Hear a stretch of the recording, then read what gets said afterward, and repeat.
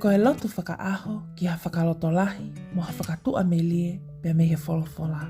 Ka veinga whakamā oni. Potu wholofola sā me taha hiwa ves taha whā e si hova ke hoko lelei ki ho au ai ngahi lea a hoku ngutuni mo e whakakaukau a hoku loto. Ai a Fiona ko hoku mounga mo hoku koeni. Emeni. Ke tau lotu. Eiki lelei whakamalo ato e kua usia ai aho whaoni. Whakaamu pe ki moa pe au hoko ki he ngahi ngawha ngāue o e aho ke tao pe mo koe sisu pea ke tataki hoku hala whanonga. Pea ke whakamā oni e ku mo ui ke mahino o ku hoko lelei ki ho au ai ngahi lea pea me ngahi whakawhotunga o ku howhai kia te koe. Tafi, see, ai uri mo i kovi kotoa pe me he e ku mo ui.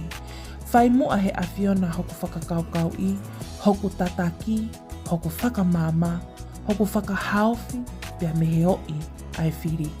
I hohua whāpe sisu kalaisi, ko koe hoku mounga, ko koe hoku koeri, ko koe hoku whakamoui.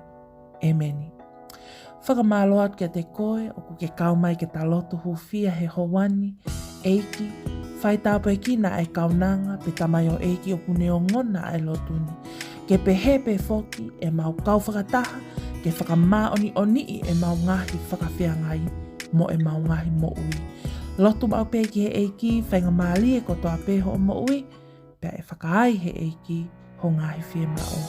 Don't forget to subscribe for daily prayers of hope and encouragement from the Bible. Thank you and God bless.